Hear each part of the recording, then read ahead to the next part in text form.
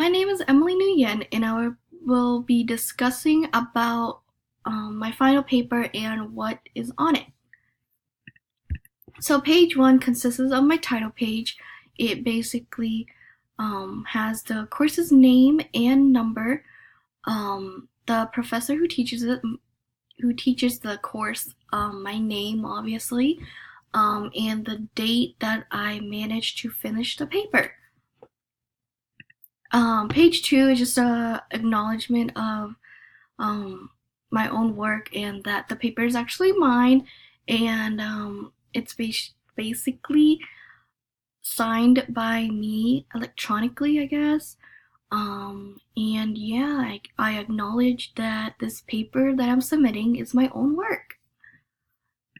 Page 3 is just a table of content. It just lists out what's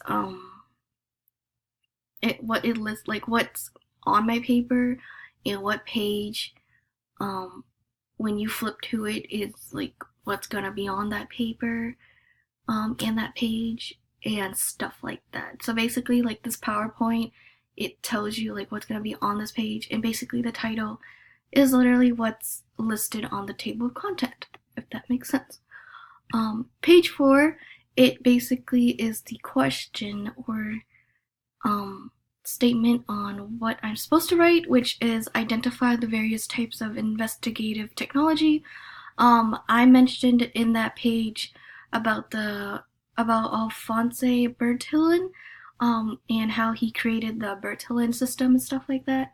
I also mentioned William J. Herschel and Henry Fuld and how they started the idea of fingerprints. I also mentioned digital imaging technology and DNA technology. Page 5, I talked about the statement, explain the importance of police records to the investigative process effectively and efficiently. I mentioned how it helps establish the suspect's mode of operation, MO basically, and how it counts as physical evidence to cases once they are brought into court. Page 6 is identify and explain the necessity for and the methods of marking and preserving evidence. I mentioned how if the evidence was carefully maintained, that it can last for decades, basically. I also mentioned how by making sure it is marked properly, there is proper identification, because it is common for the officer who seizes evidence to identify it at trial, just because of the chain of custody and everything. Page 7 is identify and explain investigative techniques used in solving crimes. There are a lot of different techniques that are used in solving crimes, but I only listed out like 5, which are trace evidence analysis, cryptanalysis, forensics DNA analysis, firearms, tool marks analysis, and forensics anthropology. Page 8 is discuss the necessity for and importance of crime scene protection.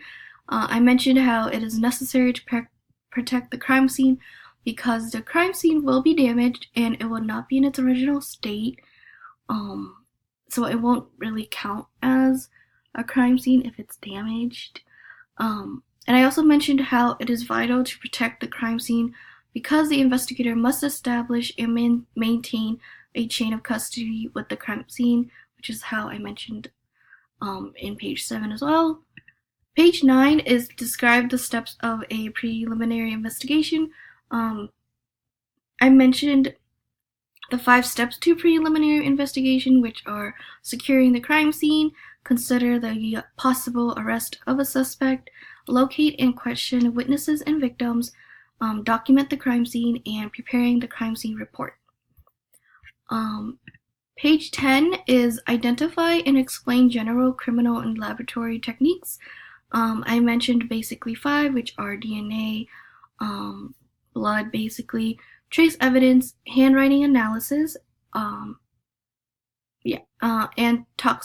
toxicology and ballistics. Page 11 is discuss the importance of evidence to court proceedings following arrest.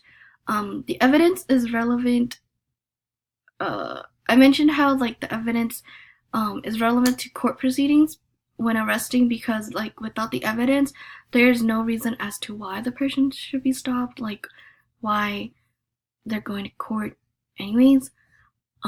In page 12 is discuss the principles of proper interrogation techniques.